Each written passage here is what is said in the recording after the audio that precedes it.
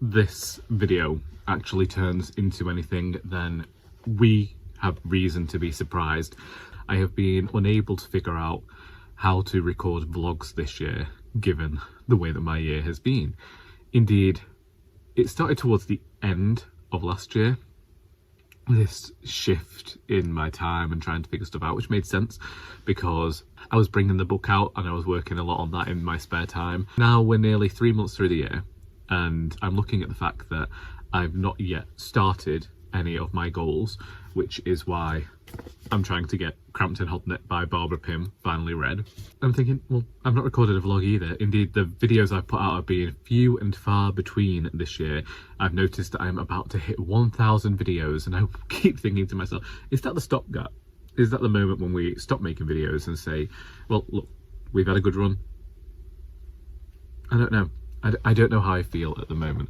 But I do know how I feel. I enjoy making videos when I get the time to actually edit them. And one huge problem is myself when it comes to video creating at the moment, because I'm aware there's been a little bit of weight gain recently, and when I see videos of myself with it, I can't help but think about all the weight lost. And yes, it's fine, it's something that I can lose again and I will do it and all that, and there are reasons that it happened, but I still end up feeling a lot more disappointed in myself and feel like I'm fitting into that stereotype that everybody has, where they're like, oh yeah, we've just been waiting for this to happen. So that's another thing that keeps me away, apart from just the new schedule at work. I'm now recording this clip on a Wednesday, and Wednesday used to be the day that I recorded most of my videos. I would record, at least last year, Wednesday became the day where I would record in the morning, and I could have had this schedule the entire time I've been on YouTube, but it only occurred to me last year. This is how amazing I am at time management. I started getting up in the morning and treating it very professionally, getting ready, recording videos, editing a video to go online, and at some points I was actually a couple of weeks ahead. So I had a diary where I wrote what videos were going to be coming out, and the only thing that I didn't do was respond to comments or comment on other people's videos. So maybe that's something that I should think about doing, is actually viewing more booktube content. There's still stuff going on within my family. There've been more tests, but fingers crossed what the news we've heard means we can put off any more tests for about 6 months for one person, and then there's just the other 2 to concern ourselves with. But que sera sera and all that. Anyway, writing wise, I haven't been writing like I wanted to. I keep getting this thing in my head that I could try and write 3,500 words a day and have a book finished in a month. I keep thinking about when I wrote An Heir to Murder, and when it came down to it, and I just did this thing of bringing my laptop to work with me, and I wrote, and then the next day I wrote, and then I got myself into the habit of just writing in every single spare moment, and that book was finished within a month. And I think I could do that again. The entirety of the charity shop novel is planned, and I don't intend to deviate from that plan. I've put all of the peaks and troughs in there and everything. I might speak to the writers tomorrow, because something came to me last night in terms of the writing of this book. I'm wondering whether to try it and see whether it works, or, I mean, maybe that's the thing. Maybe I don't speak to anybody. Maybe I do just write it as it's coming into my head, how it's telling me it wants to be written, and then hope it works for everyone else at the end of it. If it doesn't, I can always change the format and that sort of thing, can't I? It's weird having a poetry collection out, because now I keep getting asked when the next one's coming, and I'm like, well, actually I do have 40 poems written, and I always envisaged it being 44 poems, but again, I have deviated from the original plan of all these poems being about spring and other little nuggets of poetry I've got in there that are nothing to do with the season. But anyway, I'm either going to try and get a bit of reading in before my volunteer gets here. He's actually just down the road having his breakfast, but try and read some of that, or try and write. I haven't decided yet.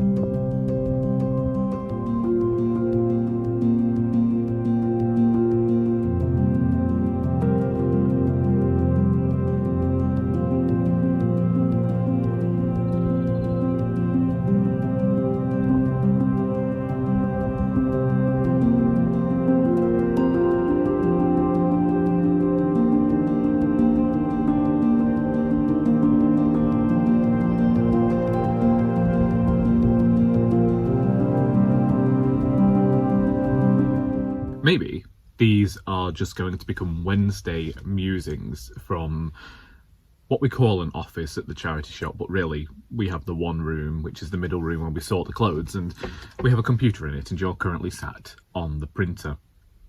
But it's been a week since I last recorded a clip and thought. We had the writers group. Joy led a great workshop which we had to find photos for, and I took some family photos in, and then we had this great nostalgia thing. But it's also one of those funny things where you're sharing photos with people and sharing anecdotes about the people within those photos, and absolutely nobody really has any idea, but there's all this smiling going on and just, you know, this great companionship that comes with the nostalgia and the going over of stories, because they clearly mean something to the person who's telling them. And for a while now I've been coming up with a novel which details the history of my mum's family, only about 2 or 3 generations back, my great-grandmother and her sisters.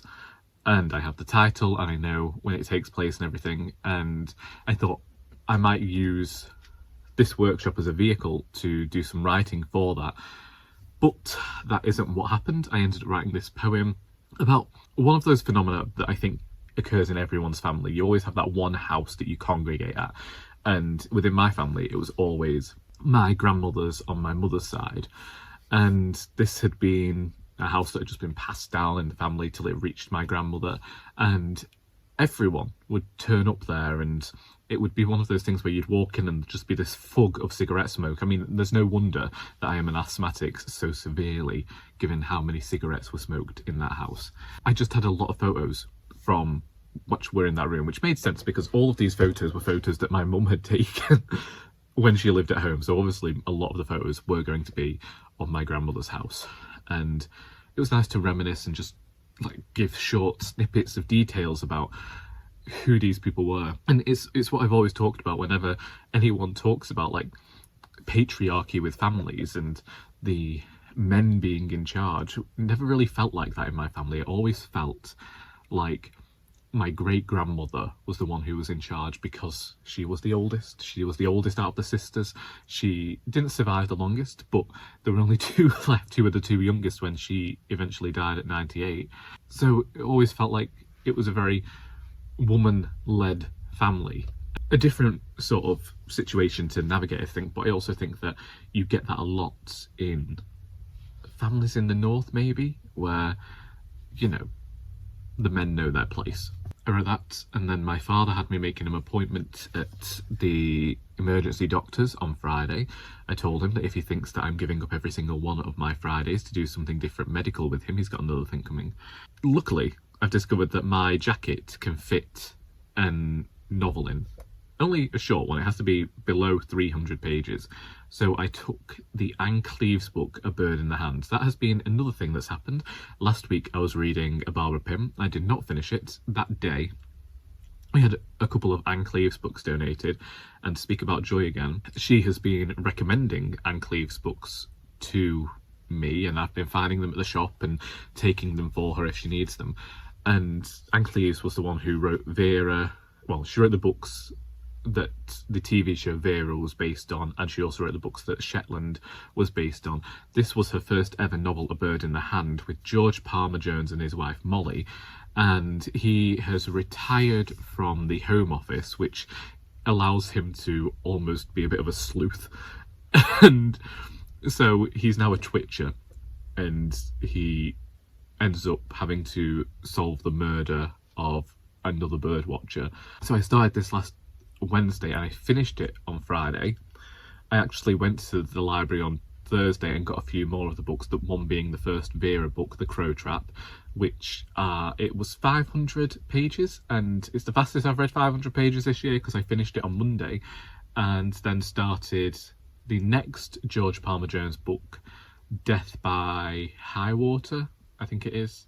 I'm not as far into this. I've only done, I think, 60 pages, but Tuesday has become a bit of a busy day for me trying to sort a load of other things out.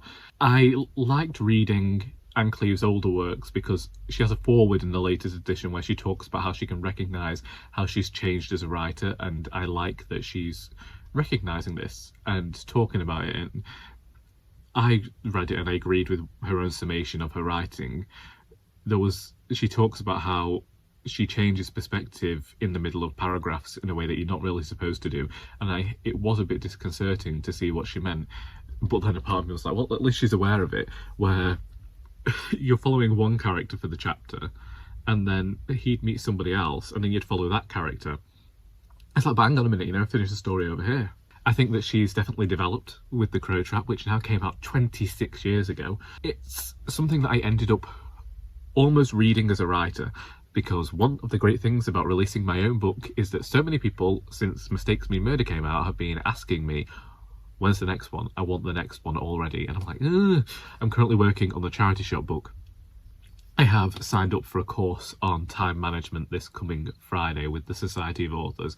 I'm going to join that, and it's all about trying to build a routine as a writer, which is something that I've talked about for a while that I've not been able to do. But I think that I could do it if I just worked out how to portion my time better during the day.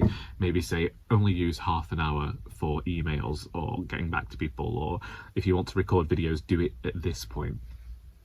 So I'm going to go to this with an open mind and try and figure it out, because I think I just need somebody else to tell me at this point. However, I did have a breakthrough with the charity shop book, which I think I mentioned, and I haven't written as much of it as I would have liked. I think I said how I wanted to try and do 3,000 words a day, which if I was having a normal day, that would be fine. But unfortunately, something's come up. So every day that I've had off, which has meant that I just haven't had the time to sit down and write. So you'll often, well, I hope you don't actually find me like this, because that would be weird. What would you be doing there? But I have had a lot of going to bed at 11:15 at night, writing, and then waking up at about 1 o'clock in the morning on top of the notebook, because I'm just writing until I fall asleep basically at the moment. And it's in the hopes of getting the charity shop book done so that I can go on to write the third Alice Valentine book, which I've planned one section of it now. I've planned all of Alice's story throughout that. I've got to plan all of Duke's story next, and there is a third perspective that I won't spoil, but if you read Mistakes Mean Murder, you might be able to figure out which perspective that is. And I don't know why I chose to do this to myself, but I have talked about how I like to challenge myself, so maybe that's what I wanted to do with this one. I wanted to challenge myself a bit more, and reading The Crow Trap by Cleeves helped to inform me of how I might be able to do that with this next book. And then that's me. I've been walking down the towpath with Sal again, but I need to find a car. We've been talking about it for nearly 6 months now. We gotta find a car.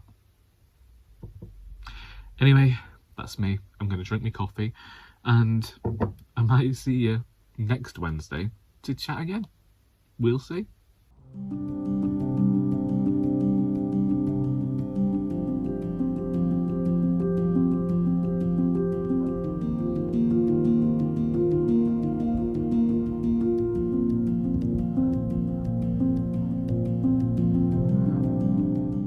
I'm not sure how this whole month of Wednesdays thing is going to go, because I have just recorded a clip for a vlog that I am trying to get done this week as well. But this week, in terms of just everything else that's going on, it has felt a bit less stressful. Does this mean that I am settling into the new routine at work? I don't know, but if so, then I'm glad of it. I'm feeling a bit different this week as well. I think I'm feeling excited because I had an event at Congleton Library yesterday, and although I didn't sell many books, I always enjoy chatting to that crowd. It feels so companionable there, and I really enjoy it. I enjoy the community feel that's there, and the fact that these people come out to see me. It's one of those things where you are able to recognise a privilege that people are giving you their time, and I'm very happy that they chose to come and listen to me harp on about my little books again. And hopefully it's not too long before the next one.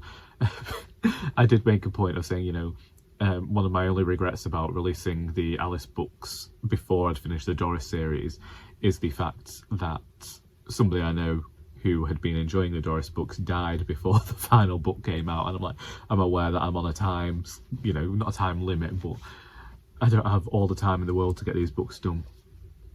But I am working on the charity shop book, as I don't know where I was up to last time I spoke to you, but we're at 20,000 words now, which could be a third of the book, it could be a fifth of the book, I don't know.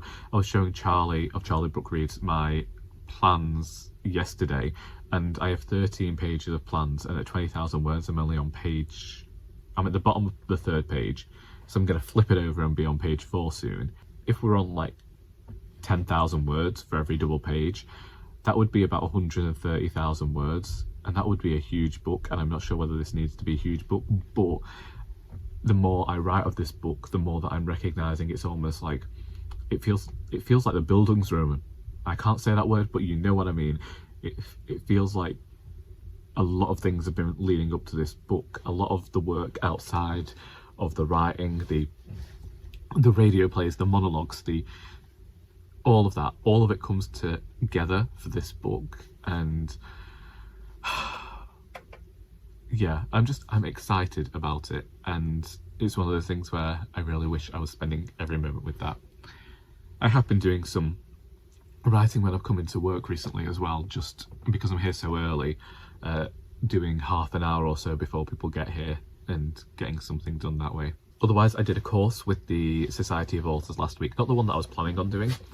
So if you're a member of the Society of Authors, then you can listen to these workshops for free. The one I was going to do was about finding the time to write or to create a writing routine, but the link wasn't sent to me in time, and I had other things that I needed to get done. So I did one about marketing as an introvert, and that was a great resource for me. And I'm mentioning it here because I know that when the Society of Authors does events, you can pay as a non-member to participate in what forthcoming ones, but I don't know if you can retroactively pay and watch an older one. But if it's something that would interest you, maybe have a look at it. I think it was, for the writing routines one, I think it would have been £5 for an hour for a non-member.